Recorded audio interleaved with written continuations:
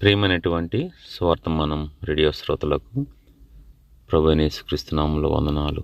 Praise the lord. ప్రియులారా, ఈ సమయంలో దయగల లేఖన భాగాలను మనము వినడానికి ముందు ప్రభు యొక్క సహాయాన్ని కోరుకుందాం. కృపగల దేవా, నమ్మకమైన తండ్రి, సమయంలో మీరు మాతో మాట్లాడండి. మీ మెల్లని స్వరం, మధుర స్వరం వినిపించండి.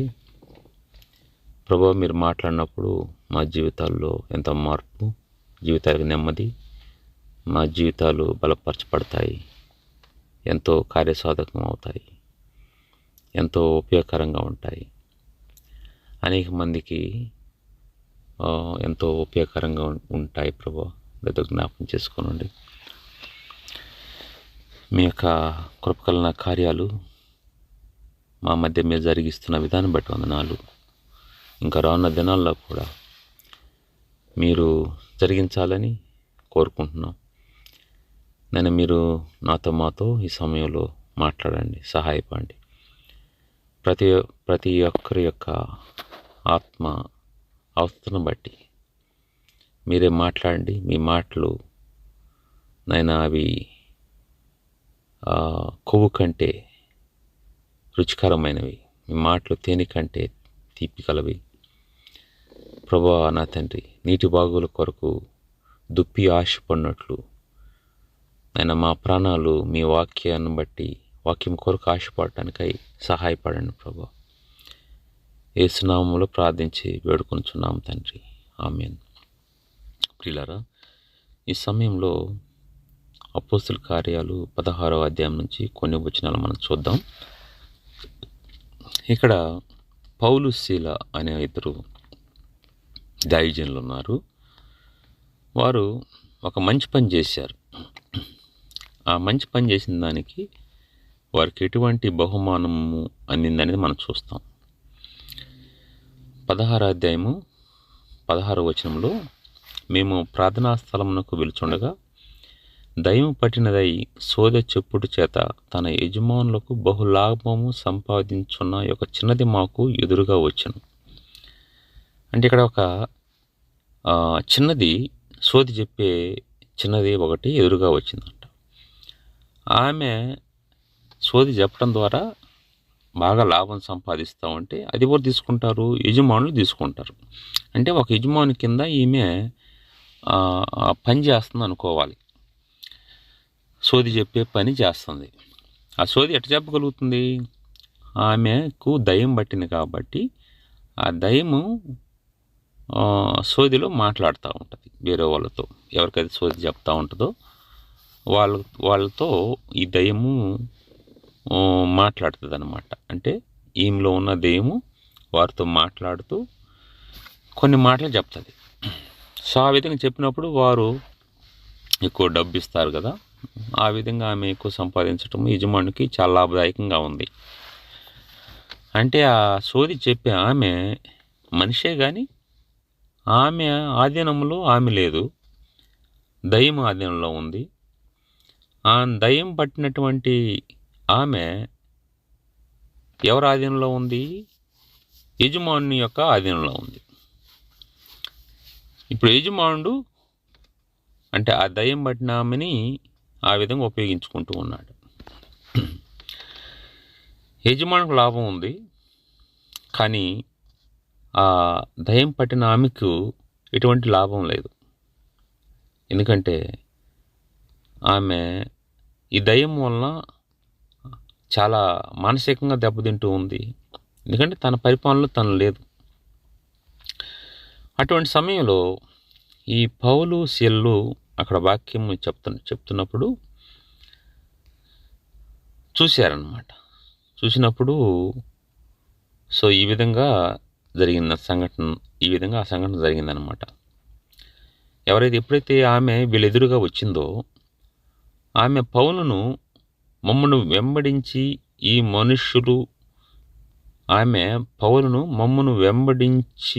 ఈ మనుష్యులు సర్వోన్నతుడైన దేవుని దాసులు, వీరు మీకు రక్షణ మార్గము ప్రచురించువారై ఉన్నారు అని కేకలు వేసి చెప్పాను. అంటే ఇప్పుడు వీరు అక్కడ అంటే తను ఎదురుగా వస్తున్నప్పుడు ఈ పౌలు శీలలకు ఎదురుగా ఆ చిన్నది వచ్చినప్పుడు వెంటనే అక్కడ జరిగిన సంఘటన ఏంటంటే ఈ మనుషులు సర్వోన్నతులైన దేవుని దాసులు. అంటే సాక్ష్యం చెప్తుంది, తనలో ఉన్నట్టు దయ్యం చెప్తుంది అనుకుంటా. సర్వోన్నతులైన దేవుని దాసులు వీరు మీకు రక్షణ మార్గము ప్రచురించువారే ఉన్నారని కేకలు వేసి చెప్పిందంట. ఎవరు? ఆ దయ్యం పట్టినటువంటి ఆమె. ఇప్పుడు దాకా సోది చెప్తా వచ్చిన ఆమె ఇప్పుడు దేవుని యొక్క సంబంధించినట్టు మాట చెప్తుంది. దేవుని యొక్క బిడ్డలు ఎవరు, ఆ దేవుడు ఎటువంటి అతను సర్వోన్నతుడైన దేవుడని చెప్తా ఉందన్నమాట. సరే, తర్వాత అలాగా ఈమె అనేక దినాలు చేస్తూ ఉందన్నమాట. చేస్తూ ఉన్నప్పుడు పౌలు వ్యాకులు పడిపోయి ఈ యొక్క 18వ వచనంలో ఈ విధంగా అంటాడు, ఆమె ఇలాగూ అనేక దినములు చేయుచుండెను గనుక పౌలు వ్యాకులు పడి దానివైపు తిరిగి, నీవు ఈమెను వదిలిపొమ్మని యేసుక్రీస్తు నామమున ఆజ్ఞాపించున్నానని ఆ దయ్యంతో చెప్పెను. వెంటనే అది ఆమెను వదిలిపోయెను. సో ఈ విధంగా ఉన్న పరిస్థితిని చూసినప్పుడు ఈ పౌలు ఆమెని స్వస్థపరిచినట్టుగా, అంటే తనలో ఉన్న దయ్యాన్ని వదిలిపోమని చెప్పినప్పుడు అది వదిలిపోయింది దయ్యం. ఎందుకంటే పౌల్లో ఉన్నటువంటి దేవుడు తనలో ఉన్న దయ్యానికంటే గొప్పవాడు. తనలో ఉన్న దయ్యము చేయలేని కార్యాలని ప్రభు చేస్తాడు. ప్రభు అన్ని ఉన్నతమైన కార్యాలు, గొప్ప కార్యాలు చేశాడు ఆయన. సో వదిలిపోమని చెప్పినప్పుడు వదిలిపోయిందంట. ఈ విషయం యజమానికి తెలిసినప్పుడు యజమానుడు సంతోషించాలి కదా, దెయ్యం పోయింది కదా అనేసి. కానీ నాకు ఆమెలో దెయ్యం ఉన్నా పర్వాలేదు, నాకు రావాల్సిన ధనం మాత్రం తగ్గకూడదు, కానీ ఇప్పుడు నాకు లాభ సాధనం పోయింది అనేసి ఇక వీళ్ళ మీద ఫిర్యాదు చేశాడు. 19వ వచనంలో ఈ విధంగా ఉంటుంది, ఆమె యజమానులు అంటున్నాడు. అంటే ఎంతమంది యజమానులు ఉన్నారు ఆమెకి? తమ లాభ సాధనం పోయినని చూచి పౌలును శీలను పట్టుకొని గ్రామపు చావడిలోనికి అధికారుల యొద్దకు ఈడ్చుకొని పోయిరి. అంటే వీళ్ళు ఒక మనిషి ఒక పరాయ పాలన నుంచి తన పాలనలోకి వచ్చింది, తను ఇంతకుముందు దుర్భరమైన దెయ్యం యొక్క ఆధీనంలో ఉండి జీవితం జీవిస్తూ ఉంది, ఇప్పుడు తనలో ఉన్న దెయ్యం పోయిందన్న అని సంతోషించేదానికంటే తన ద్వారా మనకు వస్తున్న లాభం అనేది పోయింది కాబట్టి సో వారు చేసిన కార్యం మంచిది కాదనేసి. ఇది మనిషిలో ఉన్నటువంటి స్వార్థం, విపరీతమైన స్వార్థం.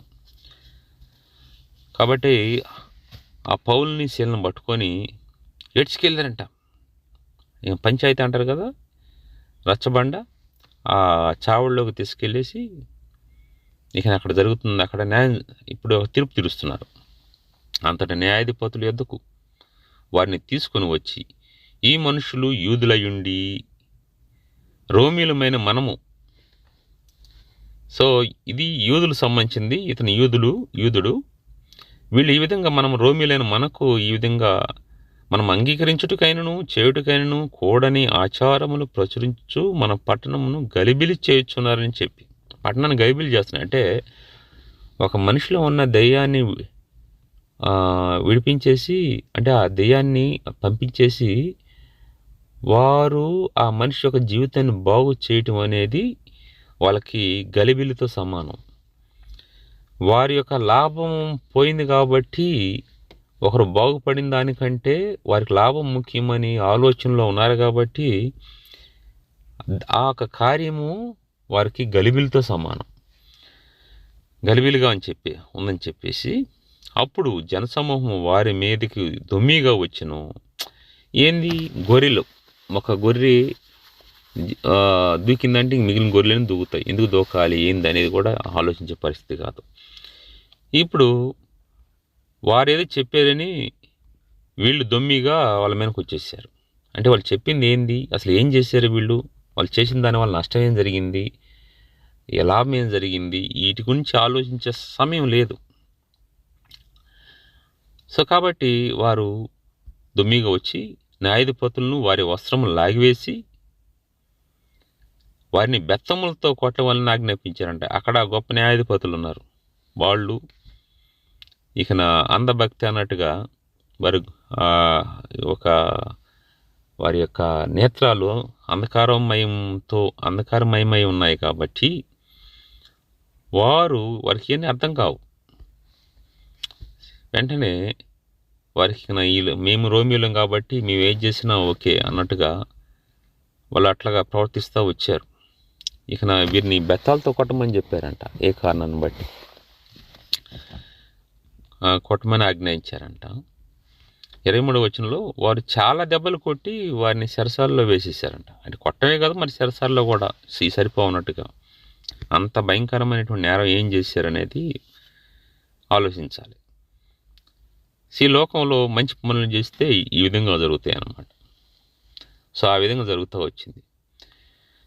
చెరసాలలో వేసేసి భద్రంగా కనిపెట్టవాలని చెరసాల ఆయనకు ఆజ్ఞాపించారంట. ఇక వీళ్ళు కరుడుగట్టినటువంటి తీవ్రవాదులు, దొంగలు, వీళ్ళు చాలా ప్రమాదకరమైన వాళ్ళు. వీళ్ళు బయట ఉంటే ఇంకేం జరుగుద్దో అనుకున్నారేమో అట్లా ఆలోచించి ఇప్పుడు వీళ్ళని భద్రంగా చెరసాలలో పెట్టమంటున్నారు. ఎందుకు? వాళ్ళు బయటకు వస్తే మళ్ళీ దెయ్యాలను పోగొడతారు,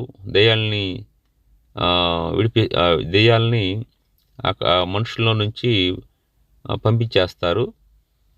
వాళ్ళని అక్కడ నుంచి వాళ్ళ మనుషుల్లో నుంచి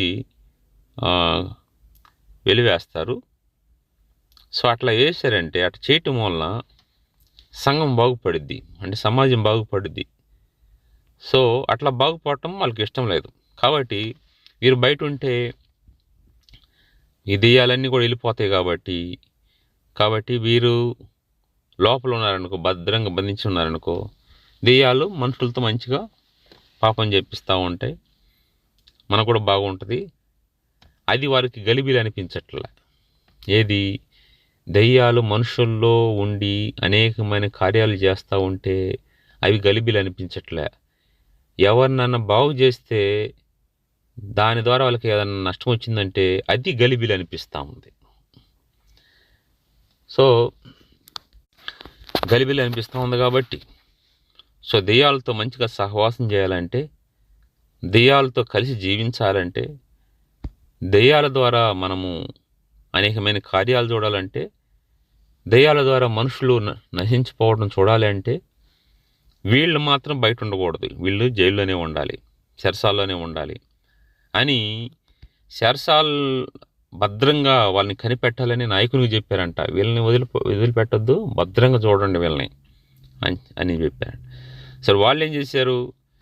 చెరసాల్లో వేశారు కాబట్టి మనలాగా జలుబు వస్తుంది కాబట్టి, దగ్గు వస్తుంది కాబట్టి, లేకుంటే కొంచెం జ్వరం ఉంది కాబట్టి, కొంచెం ఒళ్ళు నొప్పులు ఉన్నాయి కాబట్టి మనము దేవునితో సహవాసం చేయకూడదు, చర్చికి వెళ్ళకూడదు, ఏ పరిచర్య చేయకూడదు. మనము మంచిగా విశ్రాంతి తీసుకొని చాలా హుషారుగా ఉండాలి. ఒక తుమ్ము వచ్చిందంటే మనము సేవ చేయకూడదు, మనము ఏ పరిచర్య చేయకూడదు. కాబట్టి సో మనము ఆ విధంగా ప్రవర్తించాలి అని మనం అనుకుంటాము. అట్లా వాళ్ళు అనుకునేవాళ్ళు కాదు.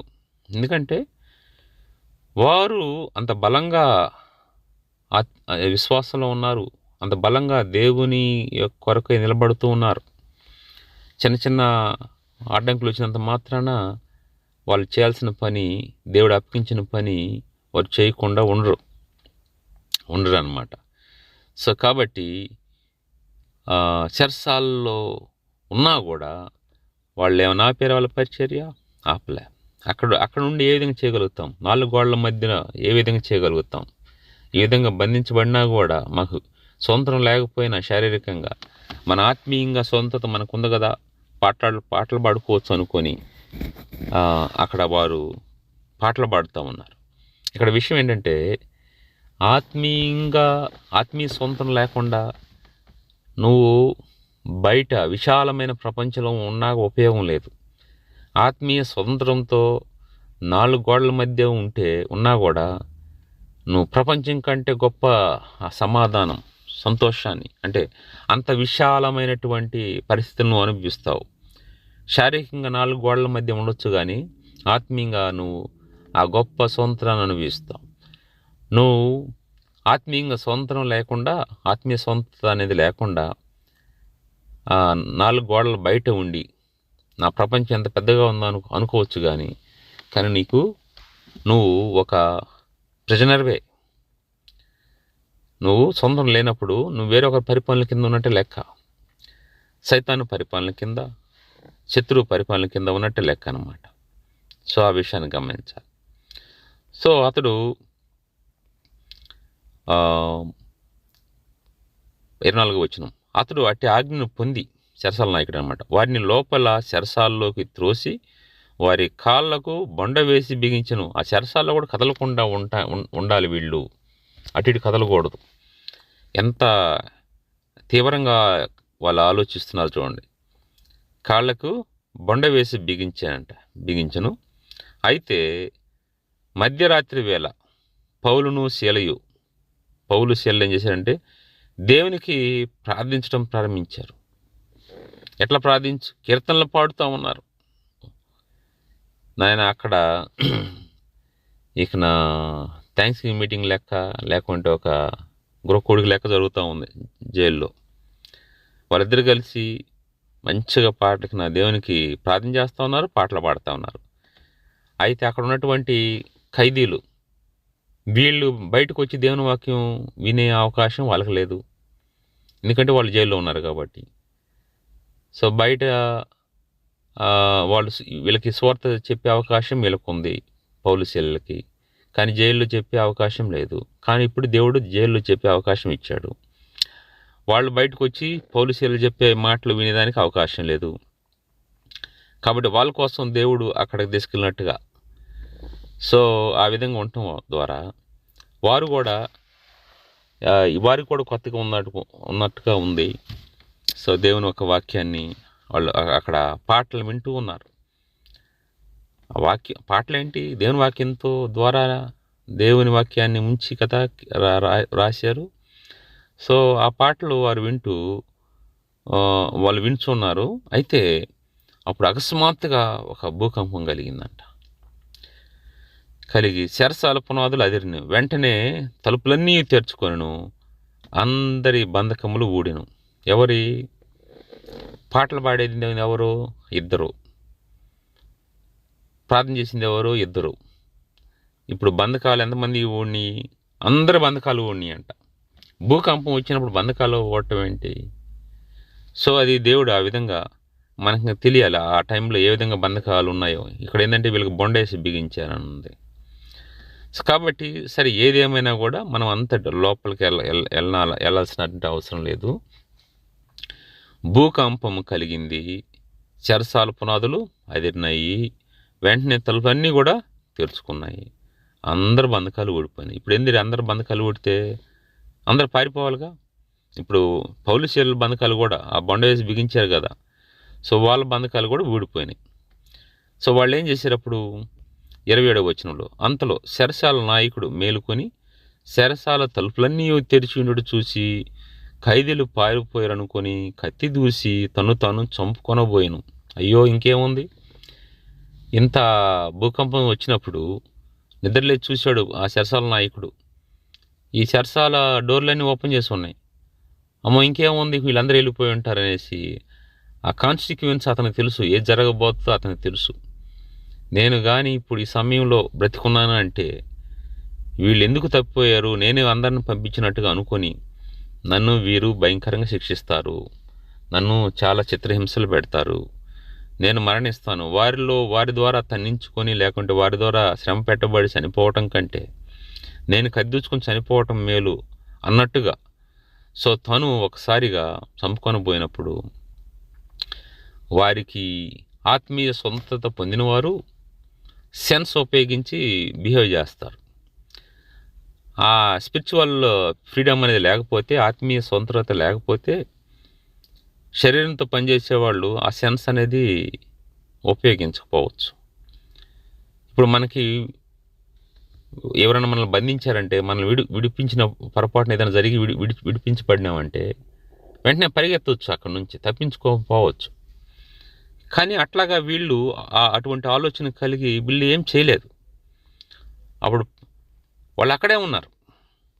వాళ్ళకి శారీరక బంధకాలు విడిపించబడినప్పుడు కూడా వాళ్ళు ఆ బంధకాల్లో ఉండి కూడా ఆత్మీయ స్వంతరాన్ని అనుభవిస్తున్నారు. కాబట్టి శారీరకంగా విడుదల పొందినా కూడా వారు అక్కడి నుంచి పారిపోదేమో అనుకోవట్లేదు. ఎందుకంటే శారీరకమైన విడుదల కంటే ఆత్మీయ విడుదల అనేది చాలా ప్రాముఖ్యమైందని వారికి తెలుసు. కాబట్టి ఆత్మీయ విడుదల పొందినటువంటి వారు అక్కడే నిలిచిపోయారనమాట. అప్పుడు అంటున్నాడు వెంటనే పౌలు, నీవు ఏ హాని చేసుకొనవద్దు, మేమందరం ఇక్కడనే ఉన్నామని బిగ్గరగా చెప్పిన. అంటే నేను అనుకుంటాను, ఆ విడుదల పొందిన వాళ్ళు కూడా అందరూ ఎవరికి సంఖ్యలన్నీ విడిపోయినాయి కదా, వాళ్ళందరూ కూడా బహుశా కూడుకొని ఏదన్నా ఇంకా వారు కూడుకొని మాట్లాడుకుండొచ్చు, లేకుంటే సరే ఎవరి యొక్క ప్రజల్లో వారు ఉండొచ్చు అనుకుందాము, ఎవరి సెల్లో వారు ఉండొచ్చు. అయితే ఎవరు కూడా మాత్రం పారిపోలేదు. సరే, వీరు ఆత్మీయంగా ఎంతో పరిపక్తి చెందిన వాళ్ళు కాబట్టి ఆత్మీయ మెచ్యూరిటీని బట్టి మనం అట్లా వెళ్ళిపోకూడదు, మనం న్యాయబద్ధంగా ఉండాలి అని ఆలోచించి పౌలు సెల్లో ఉండొచ్చు. కానీ మిగిలిన ఖైదీలు వారు అప్పుడే విన్నారు కదా, పాటలు విని అట్లాగా వాళ్ళు చేసే ప్రార్థనలు, వాళ్ళు చేసే పాటలు విని సో వాళ్ళు ఆగిపోయారు. అంటే వారు విన్నారు, వారు కూడా విడుదల పొందారు. అయితే వారు పారిపోవచ్చు కదా, వారు పోలేదు. అంటే వారి జీవితాలు కూడా మారినాయి అనుకోవచ్చు. మనం మారినాయి కాబట్టి వారు చెరసాల డోర్లు ఓపెన్ అయినా తర్వాత వాళ్ళ సంఖ్యలు విడిపోయినా వారు పారిపోలేదు, వారు కూడా అక్కడే ఉన్నారు. వారిలో కూడా ఆ మార్పు జరిగింది అనుకుంటున్నాను నేను. జరిగింది కాబట్టి వాళ్ళు అక్కడ ఉన్నారు, లేకపోతే వాళ్ళు కూడా పారిపోయేవాళ్ళు. సో అప్పుడు వెంటనే పౌలు వారితో మాట్లాడి, మీరు ఇక్కడే ఉండండి, మేము ఇక్కడే ఉన్నాము అని చెప్పేసి అతను ఆత్మహత్య చేసుకోబోతున్నప్పుడు అతని ఆత్మహత్యను ఆపారనమాట వీరు. అందుకు వారు ప్రభువైన యేసునందు, సో ఇక్కడ 29వ వచనంలో, అతడు దీపము తెమ్మని చెప్పి లోపలికి వచ్చి వణుకుచూ పౌలుకును శీలకును సాగిలిపడి. చూడండి, ఇతనే వారిని తీసుకొచ్చి లోపల పెట్టేసి అది కాళ్ళకు బండులు బిగించేసి, సో వాళ్ళకి ఎటు కదలకుండా అట్లాగా చేసి భద్రపరుస్తున్న అతను నిద్రించాడు. నిద్రలేసి చూస్తే పరిస్థితి ఎట్టాడు జరిగింది. సో ఆ వ్యక్తి ఇప్పుడు ఏం చేస్తాడో తెలుసా? ఎప్పుడైతే ఏం చేసుకోవద్దు, పౌలు నువ్వు ఏ హాని చేసుకోవద్దు అని అతను చెప్పి దీపం తెమ్మని చెప్పినప్పుడు అతను దీపం అంటే అక్కడ వాళ్ళు పాటలు పాడేటప్పుడు దీపం కూడా లేదు, చీకట్లోనే ఉండి పాడుతూ ఉన్నారు. మనకి పాట పాడాలంటే చూస్తే తప్ప రాదు. ప్రతి లైను, ప్రతి భాగం కూడా మనం చూడాలి, చూస్తేనే మనకి పాట పాడగలుగుతాం. చూస్తా కూడా కొన్నిసార్లు ఒకటి చెప్పబోయి ఇంకోటి చెప్పి పాడుతూ ఉంటాం, ఒక మాట చెప్పబోయి ఇంకో మాట చెప్పి పాడుతూ ఉంటాం, ఒక శరణం పాడిపోయి ఇంకో శరణం పాడుతూ ఉంటాం. చూసి కూడా వాళ్ళు చూడకుండా ఇక ఎన్ని పాటలు పాడారో మనకు తెలియదు, కానీ లేఖన భాగాలు రాయబడలేదు, కానీ వాళ్ళని గుర్తుపెట్టుకొని పాడగలిగారు వాళ్ళు. సో ఆ విధంగా పాడినప్పుడు చూడండి, ఆ చీకట్లో వాళ్ళు పాడి అట్లా ఉన్నప్పుడు సరే ఇలా దీపం తీసుకుని రమ్మని చెప్పారు కదా, దీపం తీసుకొచ్చారు. లోపలికి వచ్చి వణుకుచూ పౌలుకును శీలకును సాగిలిపడ్డాడంట. ఈ పౌలు శీలకు సాగిలిపడ్డాడు. ఎవరు సాగిలిపడ్డారు? పౌలు శీలకు ఈ యొక్క ఎవరైతే ఆ జైలర్ ఉన్నాడో, ఆ యొక్క చెరసాల నాయకుడు ఉన్నాడో, ఎవరైతే వాళ్ళని తీసుకొచ్చి అది బంధించాడో, అతనికి పైన ఇచ్చినటువంటి ఆ యొక్క బాధ్యతలను బట్టి సాతను వచ్చి సాగిలి పడుతున్నాడు. 30వ వచనం, వారిని వెలుపలకు తీసుకుని వచ్చి అయ్యలారా రక్షణ పొందుటకు నేనేం చేయవలేనని. ఇప్పుడు కరెక్ట్ పాయింట్కి వచ్చాడు. రక్షణ పొందాలని నేనేం చేయాలయ్యా? వాళ్ళకి తెలుసు రక్షణ ఉన్న వాళ్ళు మాత్రమే ఈ విధంగా ఉండగలుగుతారు. రక్షణ ఉన్న వాళ్ళు మాత్రమే ఈ విధంగా చేయగలుగుతారు. రక్షణ దేవునితో కనెక్ట్ అయిన వాళ్ళు, దేవునితో సంబంధం కలిగి ఉన్నారు, దేవునితో అంటుకట్టబడిన వారు, దేవునిలో ఉన్నవారు ఈ విధంగా ఉండగలుగుతారు అన్న సత్యం ఆయన తెలుసు. కాబట్టి డైరెక్ట్గా అతను రక్షణ పొందడానికి నేనేం చేయాలన్నాడు. ఇంకేమి స్టోరీలు అడగలేదు, ఏమి స్టోరీలు చెప్పలేదు. రక్షణ పొందడం నేనేం చేయాలన్నాడు. రక్షణ పొందిన వాళ్ళు ఇంత నీతిగా ఉంటారు, ఇంత న్యాయంగా ఉంటారు. వాళ్ళకి ఇటువంటి అవకాశం దొరికినా కూడా పారిపోలేదే. పారిపోయినట్టయితే నా ప్రాణాలు పోయి ఉండేది, నేను చనిపోయి ఉండేవాడిని. నేను బ్రతికున్నానంటే ఆత్మీయ రక్షణ పొందిన వారి యొక్క వల్లనే నేను శారీరకంగా బ్రతికున్నాను. కాబట్టి ఇప్పుడు నా ఆత్మక రక్షణ కావాలి అనుకొని రక్షణ పొందడానికి నేనేం చేయాలని అన్నాడు. చేయాలంటే అప్పుడు అందుకు 31వ వచనము, అందుకు వారు ప్రభువైన యేసుక్రీస్తునందు విశ్వాసం ఉంచుము, అప్పుడు నీవును నీ ఇంటి వారు రక్షణ పొందురు అని చెప్పినాడు. విశ్వాసం ద్వారానే రక్షణ పొందొచ్చు. ఇంక మరొకటి ఏం లేదు, షార్ట్ కట్లు ఏం లేవు.